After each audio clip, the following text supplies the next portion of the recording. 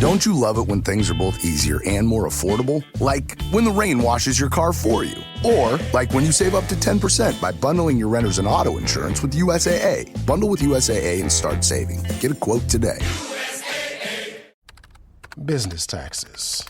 Was stressing about all the time and all the money you spent on your taxes. This is my bill? Now Business Taxes is a TurboTax small business expert who does your taxes for you and offers year-round advice at no additional cost, so you can keep more money in your business. Now this is taxes. Intuit TurboTax. Get an expert now on turbotax.com/business. Only available with TurboTax Live Full Service. So good, so good, so good. Just in and so good. Thousands of spring finds up to 70% off are at Nordstrom Rack stores now. And that means thousands of fresh reasons to rack. How did I not know Rack has Adidas? Vince, Calvin Klein, Rag & Bone? Obsessed. Why do we rock? For the hottest deals. Save on Madewell, Kate Spade New York, Sam Edelman, Joe's, and more. Great brands, great prices. That's why you rack. It's really cool.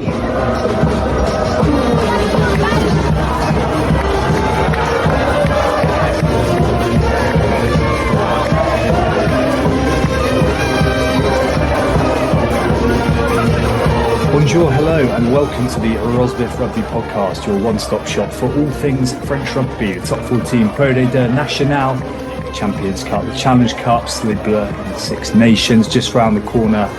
Brilliant towns, cities, bars, fans, restaurants, food, everything that makes France and French rugby so bloody fantastic. Rob, what's news? It's not that long ago since I last saw you.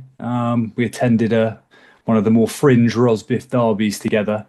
And I think we're probably about even through the course of the sporting season. But otherwise, how are you? I think I've got the edge on you by virtue of Leicester beating Exeter a few times. Wimbledon have beaten Tranmere twice as well, though. And Poe and Castres 1-1. Yeah, okay, fair enough. Where's the decider? They're struggling in the fixture list. Lancashire versus, I don't know, who's Suffolk. your Essex, yeah. Yeah, well, I mean, it was tough going incognito as a Tranmere fan away at FC Wimbledon, but it was a nice day out. The big news, Richard, which I previewed on Saturday while we were at the ground, is that my fridge came and then didn't get installed. So I am now well over a month without a fridge, which is, that was a pretty fun bit of news when they were literally like, yeah, we can't do that, can't touch it, can't touch the freezer. I was like, What have you been doing with? I knew your fridge was on the way out, but where have you been storing your foie gras and your brie and? Got a balcony, mate. Sorry, my eco walk-in fridge, which is doubling up as a balcony. That's thank God for the cold weather. Let's hope it stays cold. Otherwise, it's more gone off milk. It'd be more sour than a South African rugby fan. I hadn't realised you'd gone quite so prehistoric in your food storage over the last month. Giving up showering as well. Yeah, I thought I might embrace it entirely. You know, why bother? Raw meat, no fridge, and no washing. Yeah, exactly. Well, you're looking well, so maybe that's why. Yeah, have you come down from the raucous celebrations going on in South London from the South London Olympians yesterday? We'll get onto it in a moment. Yeah, I've been. I had to quickly get the Thames link through to Barnet to join the celebrations. No, I'm all good. We're actually, in terms of housing, not issues as such, but we've got having someone in to do a little bit of work. So the room I'm in at the moment, it might look quite serene, but I'm surrounded by what essentially looks like some sort of hoarder's paradise. There's a lot of stuff squeezed into quite a small area. So, yeah, but the fridge is working as we stand. So that is a bonus. You're killing the environment with that. So I'm making up for all the flights I do. A bit of what's it called? Offsetting. Yeah. Carbon offsetting. Well, a few headlines from the weekend. Again, it was the last round of the group stages. Dare I say, slightly mercifully, because there's a lot to get through. It's sometimes it's quite difficult to know where to look. Rather, And you speak of flights there. Well, not going to be too many more flights. What have Paris and South Africa got in common? Well, they have no teams left in the Champions Cup. Yeah. In spite of quite an entertaining affair at La Défense, Owen Farrell's long-awaited comeback on the other evening, which Racing did if nothing else, very cinematic highlights reel of, which is very cool. Doesn't matter that neither team went through and it was a bit squeaky. So they're both gone. It was the whole shebang though at La Défense for the entrance. It was kind of like the good old days. It was proper Thunderdome. Yeah, the Thunderdome is back. Other hors d'oeuvre, the headlines: Union Bordeaux-Bègles march on as can you use the word seed? Sort of bit of tennis. Yeah, they are the number one seed. Calling the number one seed after absolutely smoking the Sharks after a slightly tight first half. Damian Penaud, just with the 6 tries, will no doubt be getting himself a new tooth for his troubles, engraved with cease on it, I hope. I did see that as someone put that as a meme. It was like they struck through the previous records of like 5 tries in a game, and it was just Damian, and they just said Damian Penaud versus Sharks, and there was a photo of a 6 on the fake teeth going in the front. Some video that. Interesting stat on that. Which is the higher number, the amount of tries scored by Bordeaux in this tournament, or the amount of tries scored by South African teams in this tournament? I'm given by the tone and the way you've done that, I'm going to guess Bordeaux. Yeah, I think it was like 23, 22, which is or something like that. I put it up on Instagram earlier on our story, but that's quite remarkable. Probably says more about Bordeaux. To be fair, that might not be the metric to be hammering the South African sides with. Other big news stories: La Rochelle and Munster have set up the Rog Derby. It is fucking enormous, and it's going to be a hell of an affair, that, isn't it? At the Marcel de Flandre. After La Rochelle, perhaps somewhat surprisingly got turned over against Benetton. Yeah, having a good time of it. And then the final thing I saw: Sale Sharks must-win game. Pretty impressive outing against Toulon, and are rewarded with it by having to travel to the Stade Ernest Vallon in a few months' time, which Alex Sanderson had a slightly wry smile about. Shall we? I think when Leicester got like Leinster a couple of years ago in the knockouts, it was like, well, I think actually it was at home, so it's like, well, if you got to play them at some point, and you might as well try and play them at home, like actual home, rather than like a neutral home venue sort of thing. But yeah, going away to Ernest Vallon is a slightly different prospect. Do we want to start there then, in terms of where we saw a little bit more rugby this weekend? I see you've got your Toulouse hat on, which is an intro for a Leicester fan, just pretending none of it ever happened, and he'd only ever supported Toulouse anyway. Yeah, it was a couple of refereeing decisions a bit tough. Could have gone, if those 50-50 calls had gone the other way, it could have been a completely different scoreline. The famous 68-point swing from the dodgy refereeing decisions. It was quite a performance, wasn't it? It was quite. Yeah, it was pretty remarkable. Leicester weren't great, but the Toulouse were just phenomenal. That first 20 minutes, it was pretty much perfection. Yeah, it was quite remarkable to watch, and probably as much as we've seen them and Bordeaux run rings around sides who probably aren't quite as good as Leicester as well in recent times. It was just the precision of their attack. It was mind blowing. Like, it was like literally everything worked, which for all the kind of jouet we sometimes see from both them and Bordeaux, it's quite rare you'd say that pretty much everything sticks, and it did. I think on that as well, like you mentioned that Leicester are actually quite strong.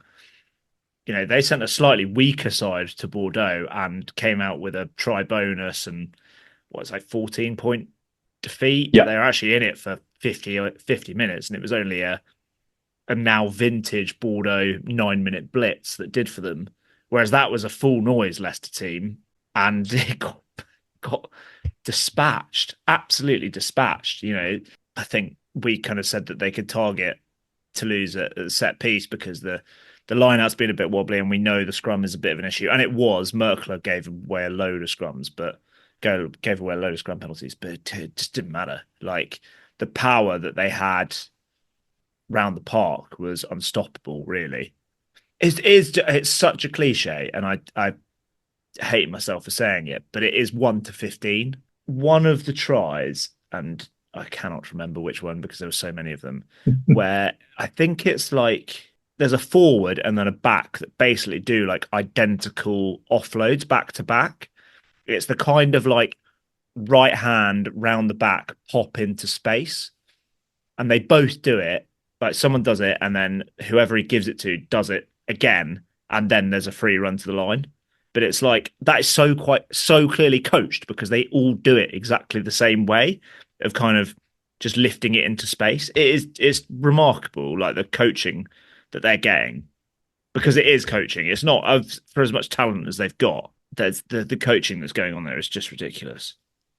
Yeah, and I don't think it's necessarily always, probably those years when Toulouse or didn't get through rather in the semi-finals against Leicester. Probably at that point, not question marks on the coaching, but it's a similar side, right? And they were nowhere near as slick as in attack as they are now.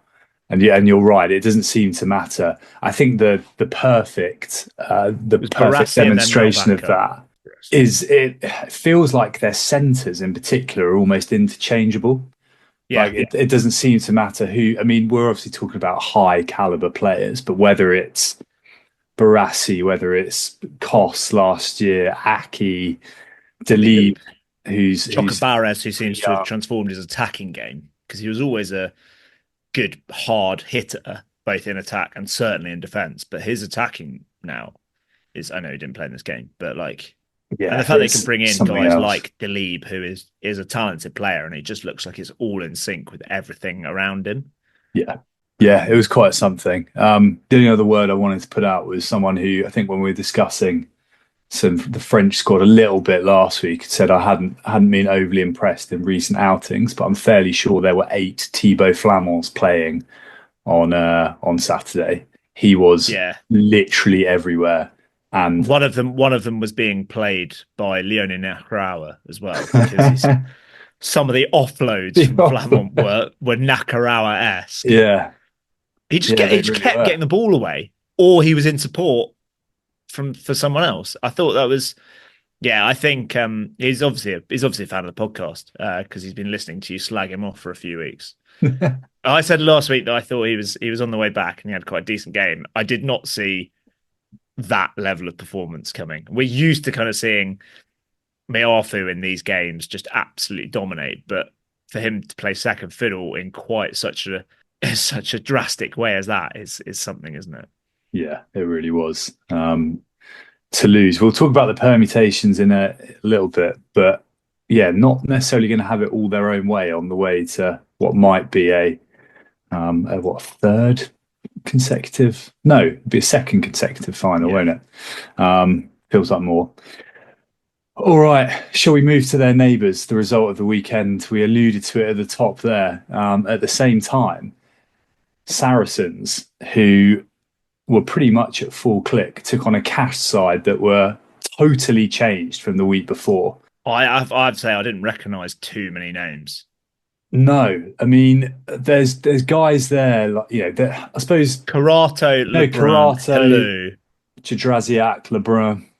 Maravat's played quite a bit, but like there's a handful of basically 5 or less players that have kind of challenged for a starting berth at various points this season. Lebrun is the obvious one. Karato's played quite a lot since Collier got injured, but even like Kathangi, Kathangi's previous main contribution this year was forearming that guy from Stade Francais in the face. I was going to say, maybe that's why he's not been playing, because he's having a 6-week ban or something. Oh my God, he was man of the match. He was absolutely ridiculously good in this game. And I think the thing with this, so Castres have not qualified for the latter stages for 12 years, I think it is. Yeah. Hadn't won a game away from home in the Champions Cup in that time either. Yeah. And I don't think have won a game away from home this season either No, at all. they've got 2 bonus points as well. I know, but bonus points are slightly different in France, and it's for less than 5. But yeah, and have basically sent what looked like a fairly rogue side, and were such good value for the win. They were absolutely brilliant. I don't even think Saracens were. I mean, they weren't amazing, but they weren't dreadful. they lost quite a few tackles, didn't they? Well, they did, but when you've got Kathangi and our man Josiah Raisuk, basically Raisunga is how I think, which makes sense now that I've heard it. I've heard the French Q is like say, isn't it? Raisuk. I'm gonna stick with it. Sounds better when he's lifting referees in the air. Raisunga, whatever you want to know. I don't think Elliot Daly is very interested in seeing him again. That was like a proper WWE style bump. There was also one bit like about 2 or 3 minutes after where Daly had the ball in attack and he was like running round the corner on the arc, and then he sees that Raisunga is the guy that's about to tackle him, and he kind of like runs away like like when you're like a kid that's trying not to get caught in it. It was like it's kind back of like in the other direction. Yeah, but I mean, fair play to Castres. They were. I genuinely think it's the best in the games I've seen, and I can't profess to have watched them all, but I probably watched more than the average Englishman, and probably more than Mark McCall did, based on the performance. Who apparently was an attack coach at Castres. Yeah, which was news to me. I think that's probably as sharp and clinical an attack as they've looked at any point in the year. They were brilliant, and they looked like they really enjoyed it. The fans, the 30 fans who made the trip, probably not expecting too much, rocked up in Trafalgar Square and gone, we're 2 hours away, what's going on? I enjoyed that they there was an element of the Eiffel of Power tweet from Cast, who's, for anyone that didn't see it, they said like there was kind of like, oh, we've arrived in London, or we're conquering London. It was a picture of a Cast player with, you know, the London Eye and Big Ben and something else kind of in the background. Oh, there's a tube sign, and I was like, it's not really a tube there either. One basically as though they were playing a game in as though they were playing a game in Trafalgar Square. It's like, no, you're a long, long way from there, pal. Yeah, it's miles away, isn't it? It's too far away for being in the same city. 2 appearances in this that are just worth are noteworthy, I think, before we move on. So one which was Antoine Zegdar, who was part of the Olympic Sevens winning side, but has not played for Castres at all this year, in spite of a few of his teammates actually going on to what seemingly looked like more permanent roles in top 14 teams, particularly out wide as well. Yeah. And the other one, which is really interesting, is a guy called Isaiah Moore Iono, who English born, has played 3 games this season of professional rugby, all of which were for Saracens in the Premiership Rugby Cup as a trialist. He has been capped by Samoa, but has got his first outing for Castres against his old side and looked more than capable against the back row of Gonzalez, Earl, and Willis. Quite the story, and quite a special afternoon for Castres. The Xavier Sadurni era is off to a bit of a flyer. Yeah, I thought we can't kind of go out that without mentioning the break from Arata, because I feel like he hasn't, for all the hype, and obviously we saw him, people kind of came to know him and came to love him during the World Cup. He hasn't quite lit the touch paper quite like that in the league this season. Whereas he's become second choice as well. Yeah, exactly. He gasses daily. Like, I thought he was going to go all the way at one point. He looks so quick. And the other halfback that seems to have fallen into second choice is Louis Lebrun, who I thought was brilliant. It was a bit of a coming of age performance, maybe, because he looked so in control and physical as well, like either side of the ball. He defended really well. His kicking was, the timing of his kicking, like the weight of his kicking, the length of his kicking, I thought was great. Just when he's good, he does that sort of performance, doesn't he? It's like he's got a high ceiling. Classic 10 marshalling you, like Cami Lopez-esque, just marshalling you round the pitch. left boot. With a good left boot, yeah. Yeah. Some interesting ahead of the return of the league season, an interesting proposition, because I think some of those guys have genuinely put their hand up, which is very cool for them. Anyway, we'll leave it there and gush all day about Castres. A game that took your fancy and was arguably the most exciting of the round was Clermont Auvergne at the Marcel Michelin against Bristol. This was brilliant. It was a really, really, really good game of rugby, regardless of the finish. Like, it was quite back and forth generally. It helps having, like, the finish was made, like Miles Harrison on commentary. Just, Miles Harrison, the Marcel Michelin pumping. What more do you need? Bit of safety, that. Yeah, it was, I think I saw a stat that Clermont had like 68% possession throughout the game or something like that. They had about, at one point, they had about 75% territory. It was a fascinating game because Bristol fluffed their lines a little bit in the first half, but when they did attack towards the end, it was back and forth. There was one bit where Clermont looked to have scored the winning try, and then Bristol kick off. Alaverity Raka tries to run it out from his own 22, gets turned over, and Bristol score in the corner.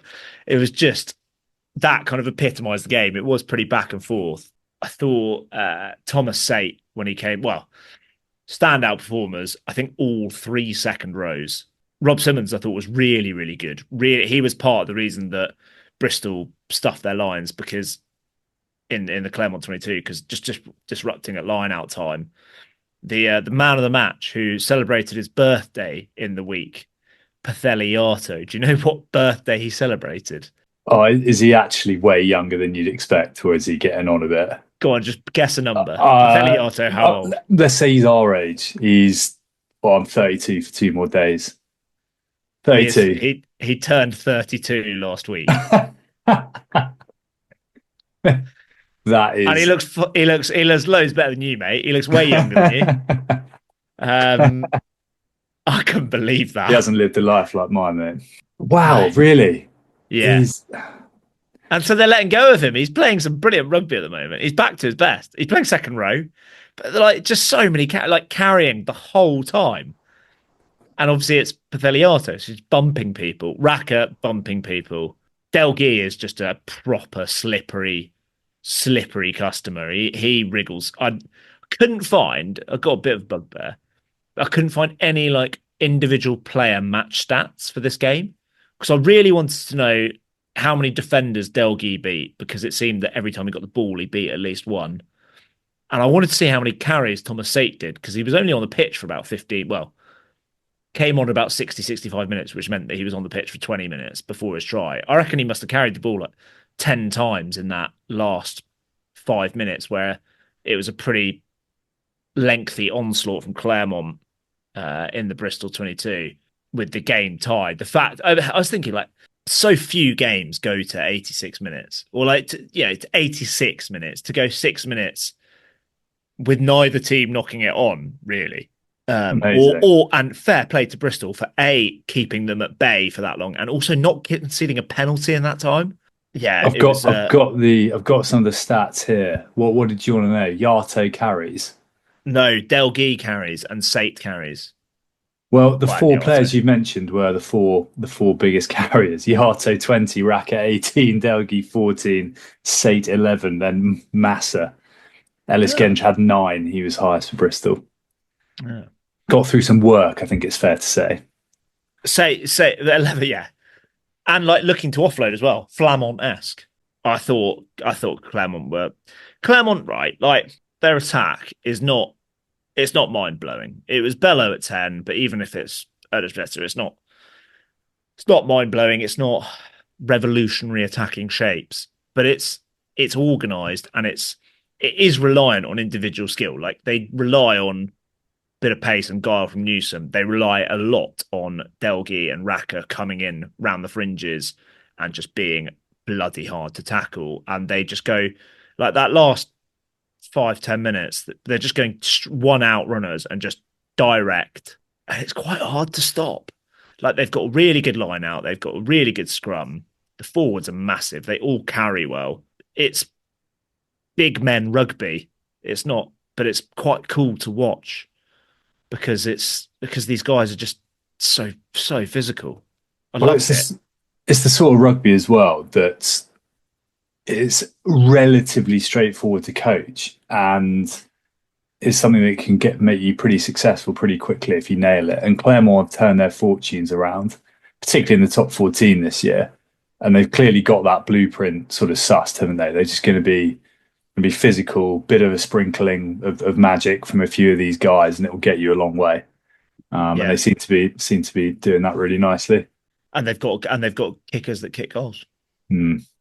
Although Heralded Pieta missed a penalty on like 40 meters when he in front of the sticks when he first came on, which was like, this is going to win them the game. Fair play to Bristol. Clermont were the better team, and it was very nearly a very good smash and grab job from Bristol. But yeah, loved it. I'd recommend going and watch it. Like, it was proper hairs on the neck. Even though I knew what was going to happen, those last phases were proper hairs standing up. What the competition's all about. Yeah. Not entirely, no French involvement, but a little bit similar at the end of the Northampton Munster game. Two proper kind of Champions Cup teams as well had that real visceral reaction at the end. Bit windy, bit cold, bit moody. Yeah, proper good nostalgic European. Look around. You can find cars like these on AutoTrader, like that car riding your tail. Or if you're tailgating right now, all those cars doubling as kitchens and living rooms are on AutoTrader too. Are you working out and listening to this ad at the same time? Well, multitasking pro, cars like the ones in the gym parking lot are for sale on AutoTrader. New cars, used cars, electric cars, maybe even flying cars. Okay, no flying cars, but as soon as they get invented, they'll be on AutoTrader. Just you wait. AutoTrader. Life is made up of many gorgeous moments. Cherish them all, big and small, with Blue Nile. Whether it's for yourself or a loved one, Blue Nile's unrivaled selection of expertly crafted fine jewelry and statement pieces help make all your moments sparkle. Blue Nile's experts are on hand to guide you, and their diamond guarantee ensures you get the highest quality at the best price. Celebrate a life well lived in the most radiant way and save up to 30% at BlueNile.com. That's BlueNile.com. O'Reilly. Check engine light on? Take the guesswork out of your check engine light with O'Reilly Veriscan. It's free and provides a report with solutions based on over 650 million vehicle scans verified by ASE certified master technicians. And if you need help, we can recommend a shop for you. Ask for O'Reilly Veriscan today. O'Reilly Auto Parts. Cup stuff. Round of 16. How do you feel about? I guess that kind of gets us. I know that. Well, do you want to rattle through the other results quickly? But how do you feel about the group stage generally, and where the Champions Cup's at and stuff like that? I think it's all stuff we've discussed before. I think there's a few too many teams. I think the South African involvement it's nothing to do with the quality of teams. Like, the only side that got within anything of Toulouse are the Sharks, albeit at home. But it clearly doesn't work because, the whole with the travel conditions, everything. I think it just throws the whole tournament into total disarray, and I don't think it's sustainable. I think a couple of things on that. I think the complete luck of the draw as to who you get home and away makes a massive difference. Because Toulouse at home would have got a bonus point and they would have finished top of the pool. And who knows, Bordeaux might not have got a bonus point away at Sharks. I think also you look at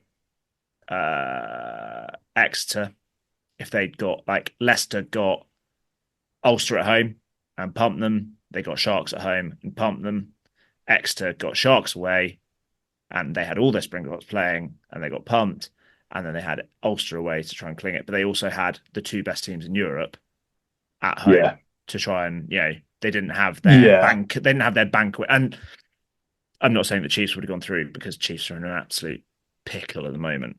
But it's just that group in particular highlights the nature of the draw and how much of a swing it can have.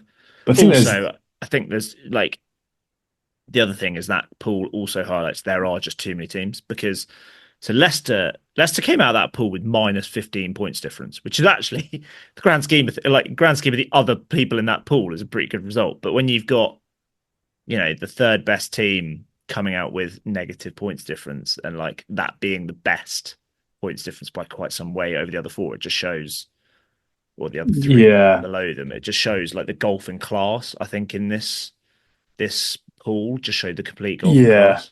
What I would say on that is I think some of the discourse, shall we say, around some of the golfing class, particularly between the French and English sides, is slightly off, in the sense that I think you've got two sides that are out on their own currently in Bordeaux and Toulouse, who are miles ahead of the rest of the French pack as well. Yeah. And I think the results in this look like, I mean, I don't think anyone was expecting that to happen to Leicester, but I don't think what's happened there is indicative of the rest of the kind of quality of the tournament, as it were. And look, it's always, it looks like it's increasingly difficult, particularly for some of the English sides, but equally the URC teams, probably bar Leinster and maybe actually a couple of the South African sides who there weren't any other, like, Munster, I guess, but Glasgow.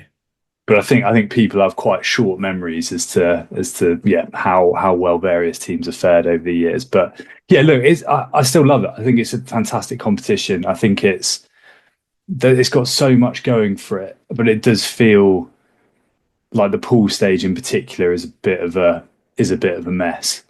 And there's too much luck of the draw. Yeah. For it to be, I think the pool stage at least, for it to be taken seriously. Just to because I've not been shy about my views on South Africans being in the tournament, but they would come back and be like, oh well, we couldn't put strong teams out because of the injuries, and it's like therein lies the problem for me. I think, of course, all your good players are injured because they're playing a 13-month season. Like, they've just been non-stop, so they are going to pick up injuries. Like, that's what you've kind of. That's what they've signed up, not what they've signed up for, but that's the kind of trade-off they were always going to have to make with going into bed with Europe, because it means that in their summer, they're still playing in an absolute dogfight of competition, like week in, week out. So, but there are none of them in the last 16, so they're rubbish. So, cheers. See you later. Yeah. Talking of this kind of the last results there, the sort of back of the pack, Bulls did beat Stade Francais in a bit of a tonking. Stade Francais have had a very forgettable campaign. And I missed anything else results wise? Well, they sent a weakened team as well. Leinster, Bath. Stade played Van this week, don't they? Yeah, I think so. Yeah. So, like, they're not going to send a strong team. Why would you ever send a strong team to altitude the week before you play the only team worse than you in the league? Leinster beat Bath, bit of French involvement there. Referee Luke Ramos decided to ruin the game by sending off Beno Urbano for a second yellow at scrum time, which was absolutely ridiculous. Game was 26-21, went on to win. And I think that concludes it. Quins v Glasgow, but not much. Toulon lost to Sale, and that they were rubbish. They just didn't turn up. I was really disappointed with Toulon because it wasn't a bad team. No, it wasn't. And they had reinforcements, didn't they, as well? I think bench. As good a player he is, and he might be a reserve scrum half for the Lions, but Ben White he's a brilliant player, but he's not a magician. Like, Saran is just a magician. Baptiste Saran didn't cover himself in glory though with I think it was the Tom O'Flaherty try. Did get a little bit of a knock, but looked like he tried to milk it, which he has been seen doing before. And he just picked it up and ran away with it. So it did look a bit ridiculous. I think that was either playing the 9 or a high shot. So they should have got a penalty. I don't think he needed to play at, but they should have got a penalty. Possibly. I think the game was probably done by then. We've got a couple of minutes on the pool stages. No, not the pool stages. That's done. The last 16. Oh, I'm looking forward to what the South Africans can do. Way. Where are the away wins coming from? So you got Bordeaux probably going to beat Ulster. I think that's fair. Toulouse are probably going to beat Sale, you would think. Leinster should beat Quins. Leinster should beat Quins. Elsewhere, do you know what? I saw a few people on Twitter saying Benetton are the most likely, and I thought, are you mad? Only team to have won at Pierre Fabre this season is the top ranked seed in this tournament by, and not by much. They've beaten Toulouse at Pierre Fabre. I think people are being so dismissive about Castres this whole weekend, with reason, because they've not covered themselves in glory in the past. But for the last 20 years, they've basically done nothing. I think that's just so short sort of show. Yeah. You say that, but I say this as a sort of part-time Castres fan.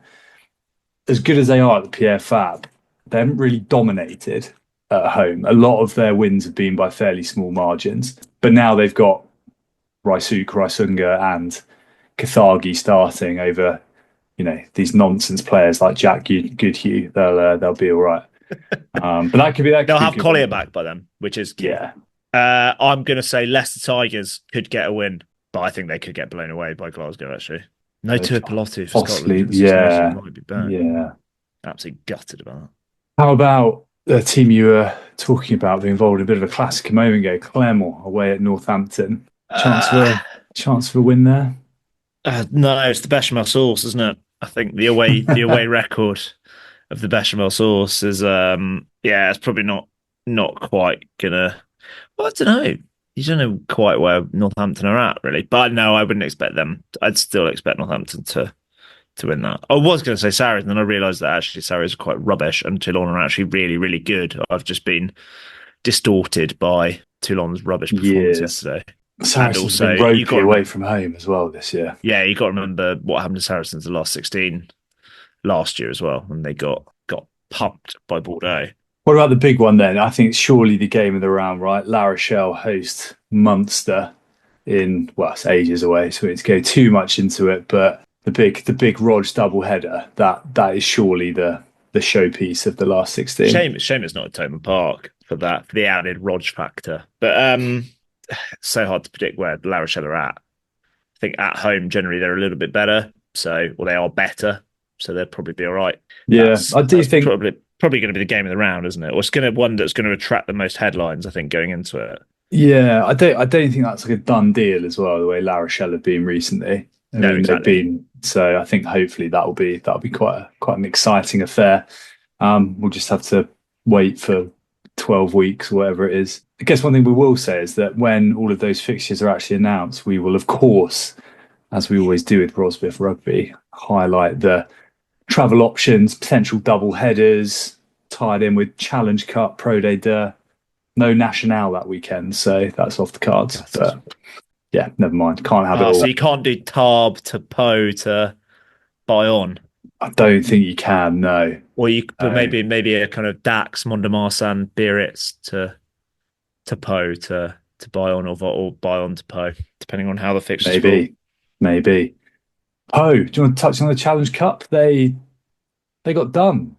But yeah, they'd already come from behind, and they were a try to the good with 7 minutes left and conspired to lose with some pretty leaky defence. Someone on Blue Sky was saying, it's classic, these teams that don't bother kind of throw away games on purpose just should get banned from the competition. I was like, that's triggered me.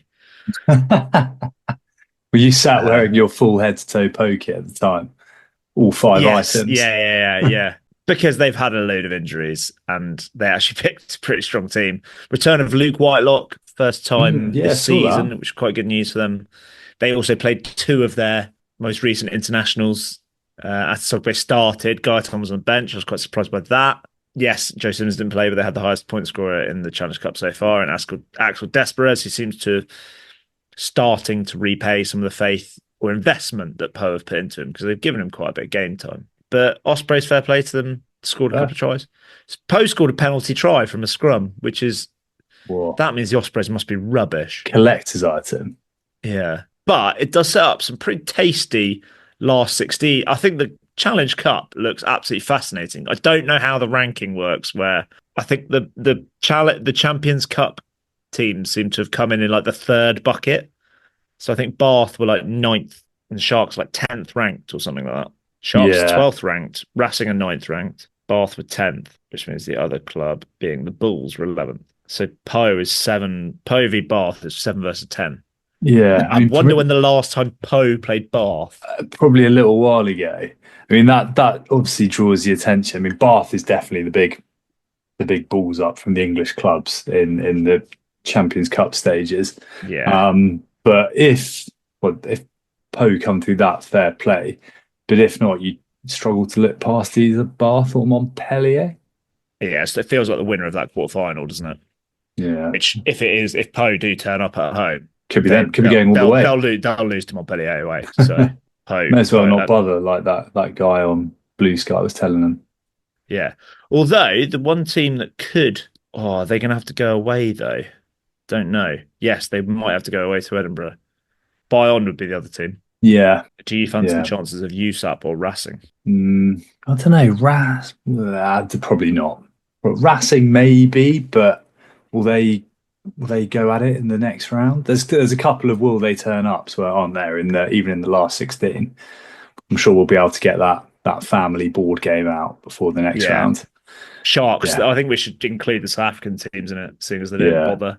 Defending champions. Yeah, exactly. I believe, they might have to turn up. Yeah. Although I think a few of their players should get a bit of rest over the Six Nations, so maybe they'll be a force again. But I think there's some fascinating games there, and also the possibility of trips, which is great news. Always good. Pretty good campaign so far for the French sides. So only the bottom 2 ranked sides in the top 14 in Vannes and Stade Francais didn't make it through to a knockout. And I think it was 6 of the 8. It was only Racing that weren't in a last 16, wasn't it? So 6 of the 8 in the Champions Cup made it through, and then 5 of the 6 made it through in the Challenge Cup. So pretty good going. What does that say anything to you? Are you reading anything into that? I mean, I think everyone knows the top 14 is probably the most competitive league there is going, but it's deeper squads, isn't it?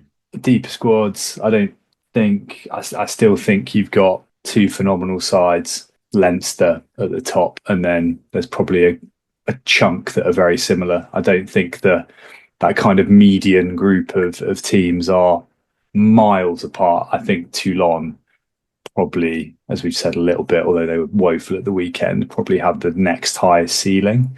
But yeah, we'll see, won't we? I think as much as it's a relative strength of the top 14, I'd say. I think it's not these teams are all fantastic. I think it's more that Premiership's in a bit of a mess. The Welsh teams are in an absolute mess, and all of the resources in Ireland go to Leinster. So it's kind of like... Yeah, it's nothing overly surprising. And Edinburgh, it feels like Edinburgh kind of a one good season, one bad season sort of thing. Similarly in Italy, all the resources go to Benetton. So it's kind of... I think it says more about the relative mess of the other leagues rather than like France is this kind of paragon of excellence.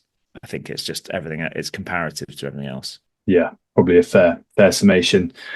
Right, let's leave Europe there. Don't have to worry about it for a few months. We'll come back in just a sec with a bit of National and Pro D2.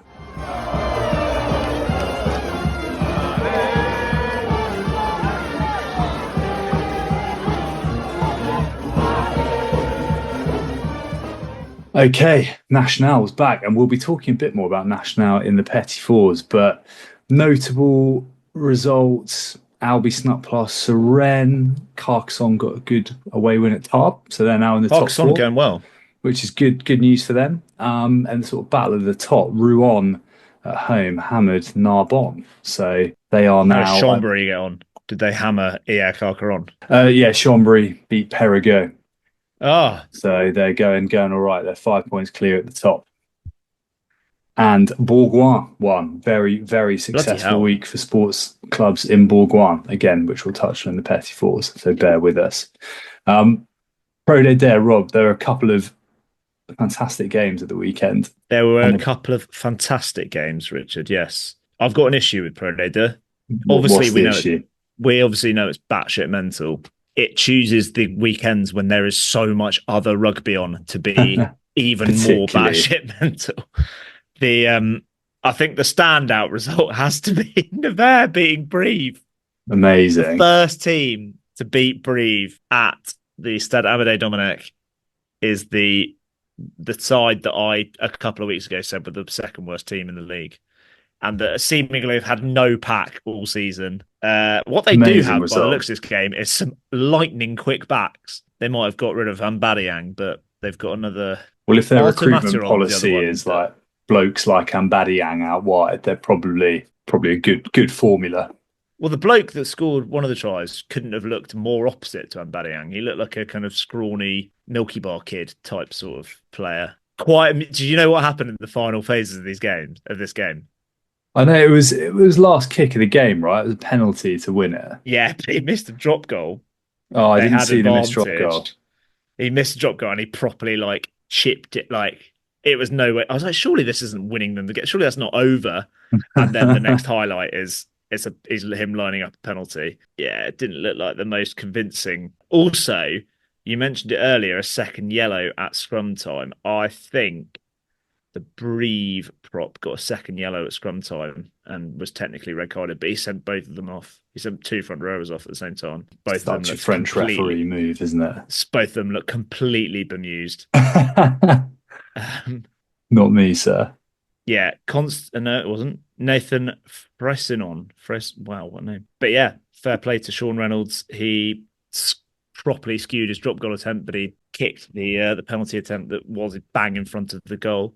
The other big notable result was, of course, top of the table Grenoble losing away at Provence, which makes it 17 wins in the 17 rounds for the late Friday kickoff, which is just a remarkable stat. Yeah. Makes me think there's some referees on the take there. Makes me think when that does fall apart, it's going to be really unexpected as well. It'll be Valence beating Grenoble or something like that. Yeah, almost certainly. Shout out to Jules Soulon. But he's done something really flair before. I think it was him that threw that outrageous offload earlier on in the season, again for a Leo Drouet try. And this was an unbelievable... Yeah, Jules Soulon, who was a kind of second choice 10, I guess third choice if you include Jimmy Gopeth as a 10. He's been playing a bit 12, but he's 30-year-old fly half, like nothing, no great pedigree in his career. And yet, pulled off two of the magic most outrageous moments. Bits of skill. His pass is a proper seed. I think you'd have to call it a seed these days. The seed over the top. But it's proper, like the dip on it. It's got the fullback for Grenoble, like flailing arms in the air, like trying to get, and it's just perfectly out of reach, and it just drops into Drouet's hands. I think it's on some of the Pro League 2 socials or in the Provence socials. It's an unbelievable pass. And Leo Drouet, who is rapid and scored another try that was also showed his gas. But good win for Provence. I think I looked a little bit like maybe Grenoble were actually the better team. Beat them up a little bit up front. Shows that they do have, and it was just penalties. Like the penalties killed them. Soulon got 4 penalties.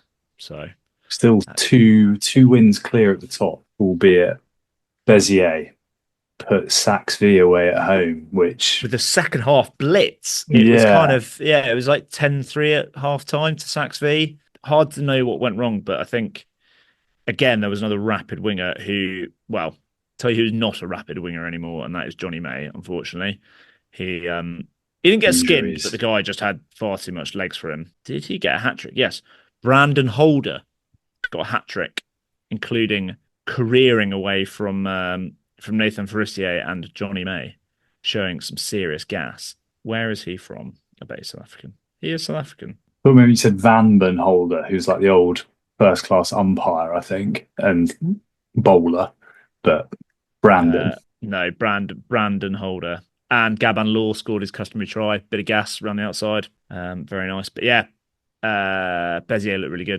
really good. Second half. Proper team. Very nice. They're quite comfortably second now, aren't they? I think they're 5 points clear of Brive. It's still reasonably tight. The other 2 points clear of Provence. Just to round off the rest, Oyonnax won away at Nice, who are still struggling. Oyonnax are 6 points off the barrage. Yeah, it doesn't surprise me at all. That's 4 on the spin now. Yeah. Argennes got a great win against Biarritz, albeit at home, having gone down to 14 men. a fairly outrageous red card to Hans Lombard-Bure, who actually got the attention of Charles Richardson, Rosbif guest and excellent journalist at The Telegraph, who described the clean out as a Catherine wheel clean out. Basically spins and spear tackles a bloke and then looks a bit miffed at the ref for sending him off. But yeah, having been, I think, something like 19-3 down at home, cruised through 39-26 winners with Billy Searle, Englishman, at the fore. Yeah, another good game for Billy Searle. And Colomiers on the rise again, 3 in a row, and they are now 7th, 1 point off Barrage. It's just carnage, isn't it? Like everywhere you go. And just to top it off, Aurillac are, our sort of adopted club of this season. If we're obviously Sax feed through and through, but with a bit of a soft spot for Aurillac. Could Mont-de-Marsan do it on a cold Friday night in Aurillac? Well, no, they couldn't, because it was so cold. The game got postponed for a frozen pitch. I think it was a frozen pitch. I assume it was. Apparently, it gets pretty nippy down there. Yeah. So yeah, kind of blows my mind that got called off. So what do you reckon? It could be like a Tuesday night game or something. Like in the World Cup, they squeezed a few in. Yeah, or do they just play it? Do they play it in one of the rest weeks? That's an absolute shafting, isn't it? Yeah. If you've got your trip back to Ireland or Germany or the Netherlands or wherever these guys are from for your weekend off. Gutted. Not ideal. Any games this weekend that take your fancy in the top 14 or in Pro Day 2? Oh, top 14. Top 14 is a big one on the Sunday night, isn't there? Well, I was going to say, yeah, that's, particularly given the antics at Toulon's fluffing of their lines in last year's barrage game. Yeah. Well, I think, my cast hat, Racing looking a little bit tidier at La Défense. We'll see what happens there. But Van Stade Francais, yeah, looks big, doesn't it? Yeah. How about you? I think Toulon La Rochelle is the big one, isn't it? And then Van Stade Francais. Can Van win that? That could be interesting, couldn't it? They need to win that. They're 7 points behind Stade Francais. Yeah. So there's some big gaps developing at the bottom of both leagues now with Nice. Nice are winning like 10 games or something, 11 games. And this weekend they go to Valence Roman. So I hadn't even seen that. I was transfixed by Oyen Avi Brive, which would have been a title decider according to all of our pre-season predictions. Yeah, fascinating. Yeah, that's a good game. And Valence versus Nice is that's a must-win for it. That could be game over, couldn't it? Really? Yeah, and possibly, depending on whether they were to how bonus points fall, ONR, if they beat Brive at home, could go within 5 points of Brive as well. They'd only be a win behind. Yeah, they're making their charge. And then if Brive lose, there are two teams well placed to overtake them, and one of them will overtake them. Angoulême Dax. Yeah. I'm going to be there. We are going to be there. I was waiting for you to say it. I was like, are we holding that back for any longer? Yeah, we're going to be at Stade Chanzy this Friday to watch our boys, Soyeux Angoulême, take on Dax, who I imagine will be without Noah Nene. Well. Not sure, but they don't travel well at all, Dax, so we'll see. Well, that was in that Sam Longner thread that you referenced, that they kind of manage their resources so that the away games, they kind of don't send the superstars, basically. Well, Vatabur played last week, I think. Yeah. But yeah. I don't know what's happening with French players. Obviously, they are the only team affected by whether French players will be in Pro Day 2 anyway. Yeah. I think they'll release quite a few of them. I think they'll do I'd have thought so. I think there'll be like a 25. 42 is a lot. I was thinking about this during the week. Squad 42 is a massive squad. Bloated, isn't it? Yeah. Like Noah Nene, for all the noise around him, he's not going to play in the Six Nations. There's like 4 other unbelievable centres ahead of him. Yeah. You wouldn't think so. Because it's just an enormous squad. So I think there'll probably be like a squad of like 25, and you might see a Luku, who else? Like Atisog Bay, Villiers, like those sorts of, will they be on the bench? Maybe not type players. Like Gazzotti will probably go back to Bordeaux. Possibly, yeah. Generally quite a lot of the Bordeaux players, like Brennan, will probably go back to Toulouse. Guess we can dig into that a bit next week, can't we? Because it won't be long till we find out what that sort of trimmed down squad will look like. Should we go to some Petit-Fours then after a short break?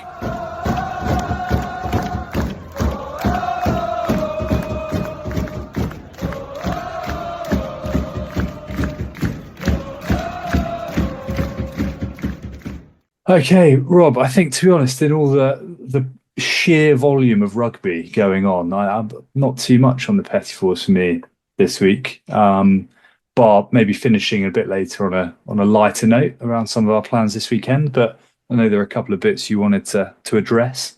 Well, yeah, unfortunately, some not light stuff. Although, interestingly, the first one is, well, they both involve Poe players. First one, Reece Hewitt, well, found traces of substance that's prevalent in cocaine in a drugs test, and he told Poe, he's very upfront about it. He's now probably going to get banned. I assume they'll have to test his B sample or whatever, but that sounds like that's a ban incoming, which is make of that what you will. Yeah. The other one, and it's obviously attracted quite a lot of press attention in France, but the readmission into the France squad this week of Oscar Jegou and Hugo Auradou, who have been cleared. The case was dismissed out of court in New Zealand, in Argentina, by a judge. It is being appealed by the victim or the alleged victim, but as things stand, they are clear. It was dismissed out of court. It was deemed consensual.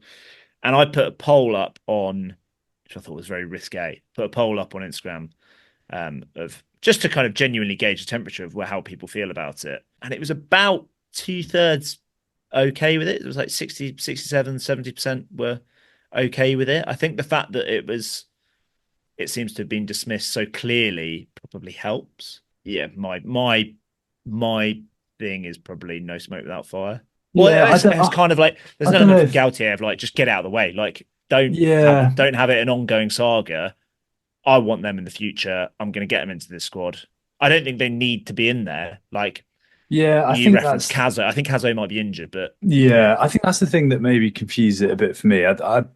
It's a really difficult one, right? Because they've been playing for their clubs, which I think they have. I think there's a strong argument that they were maybe brought back into their club sides a bit early, given everything that was going on. I think Gaultier's point that he kind of said once that case was dropped, albeit I think it's important to note that there is an appeal, so that will be heard during the Six Nations. So potentially there is more to it. I think for me it could have been. I don't think they need to be in there, and I don't think it would have done anyone any harm for them not to be in there. I think it probably adds a little layer of complexity into something that probably didn't need to happen. And yeah, I don't know, it's a tricky one. I don't know if the kind of, I know you're not saying it in a flippant way. I'm not sure the sort of no smoke without fire thing is like the right way to view it. But I do think there is a fairly strong argument that given the sort of disrepute that it brought French rugby into, the whole saga, that there isn't a huge amount to be gained by bringing them back. I think time can be a bit of a healer in that scenario. And fundamentally, they don't need to be there. Like, it's not Fabien Gaultier's prerogative to cast legal, moral judgments, whatever you want to call it. But I won't have that much sympathy with him if there's a load of, if the appeal is successful and then something comes of it and there's a load of headlines in the middle of the Six Nations. I feel like that is something that's very avoidable. But yeah, it's happened. I guess we'll see. I don't think any of them will get into that sort of 25 we were just talking about, unless something unusual takes place. But yeah, and perhaps as well against the backdrop of a few other stories that have been in the news around French rugby in recent times, maybe a little bit of a break from that might have been welcomed. But we are where we are. The other one I saw is a possible reduction in the sports budget in France by a further 123 million euros, which was a total reduction of 391 million euros. And that was from like the wow. Oh, I can't remember the guy's name, but it was the head of the FFR that I saw tweet about that. But I've got no idea about any other context of that. But It was kind of a tweet of like reducing by 123 million euros. That makes it 391 million reduction. I've got no idea when that reduction is from or what the reference point is, but it was kind of like young people of this country need sport and sport makes this country great, whatever. But I imagine rugby will probably be all right because there's a lot of private investment in French rugby. Yeah. Other news, Raymond Ruler's retired. Yes, I saw that. Yeah, I mean, he kind of forgot about him. He's been so long since he played. Camille Chat, having made his debut for Lyon at the weekend, is apparently off to Bayonne at the end of the season, which I find odd. I don't think they need him. Going I actually all don't right, think the there's that Hookers, many aren't clubs they? that need Camille Chat, just because Exeter. his throwing's never been great. Yeah. And Wilfred Hulle, who's a prolific try scorer for Grenoble, brother of Nathaniel Hulle, who played for Castres on Sunday. He's rumoured off to Racing. Okay. They just love signing wingers. Yeah. Well, I guess Arundel's going, isn't he? So he is going. And are they looking at, is it Ravatamanda as well? I think they've been linked with. And Johnny Hill, with a bit of an English flavour. Apparently they're looking to get him in after he got, I think, fined for punching a Bath fan or whatever it was a few months ago. Go down well in France, that. Clovis Labai to Toulon as well, after what I would say has been an unsuccessful stint at Racing. Yeah. 3 years ago, he was in a France summer touring squad, and he's now a long way off that. Yeah. Toulon's a weird one, though. I wonder if Ben White will stay at Toulon for that long. There were, to shoehorn him in again, there were reports that he was going to Exeter, but I thought they were quashed because he'd signed an extension. But whether that's all hearsay, I don't know. We will see. Because we obviously see he's not playing that much and he's clearly second fiddle. But actually, you don't see as much as is he just loving life in Toulon, in a good team, and there's a good atmosphere there because there's a load of Brits and international players or whatever. You've got no idea how much these guys are actually just loving. Yeah, 100%. Yeah, you're right. Actually, we never really consider that in terms of family dynamic, everything. There's a lot more to it than the Saturday. I always see Sam Davis commenting that he just loves. He wish he'd moved to France earlier. I think he just loves the environment, loves playing here in France, etc. So he loves playing in Bermondsey. Yeah, South London. Nice. I'm sure there'll be plenty more to run on the rumour mill. Very good. The two bits for me, a little update from the Coupe de France last week. There were two classics at the Marcel Michelin. Espoli Saint Marcel did lose to PSG, but it was 4-2, and this was 2-2 going into the 88th minute. So they did the small, I don't even know who you call it, town village of Espoli very proud, but not as proud as famous rugby town, whose team have been struggling a little bit down in National, Bourgoin-Jallieu, who beat on penalties Olympique Lyonnais.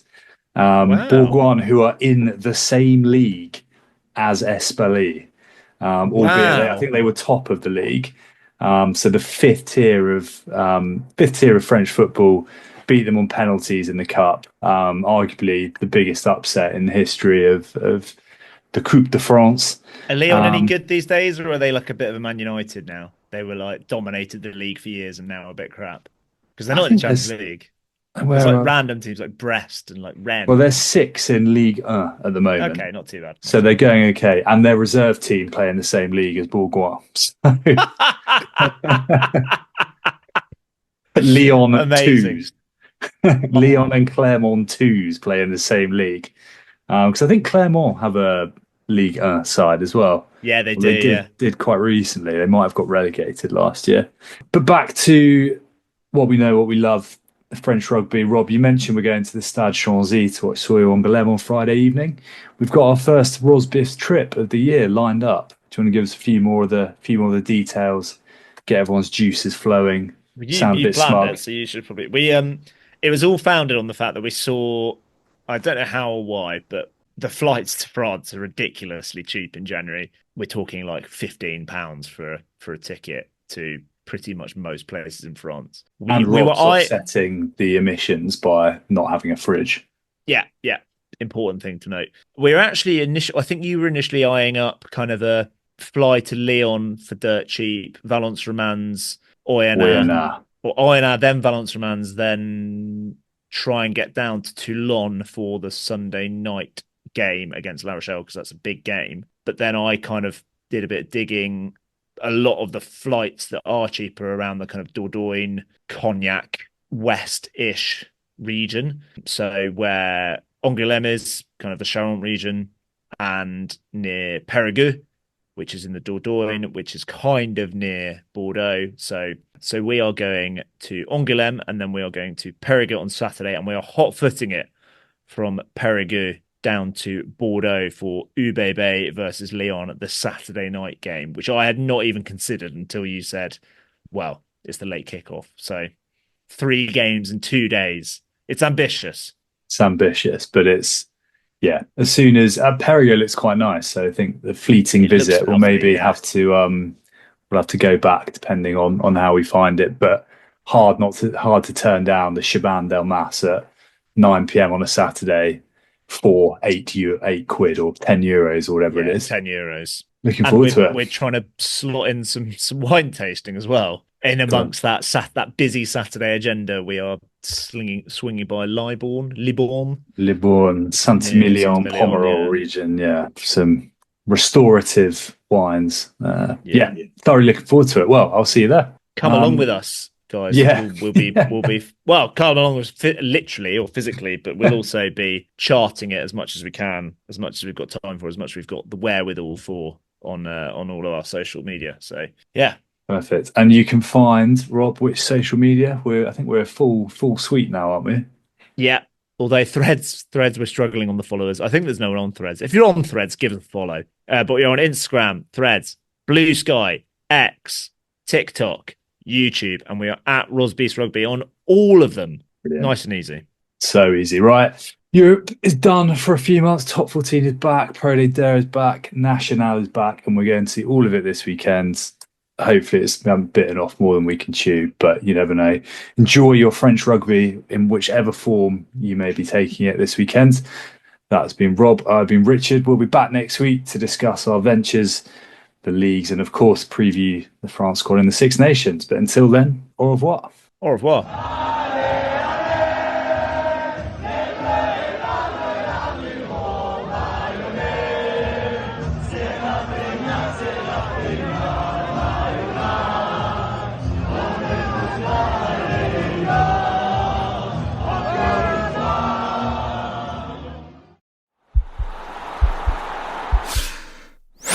This podcast is part of the Sports Social Podcast Network.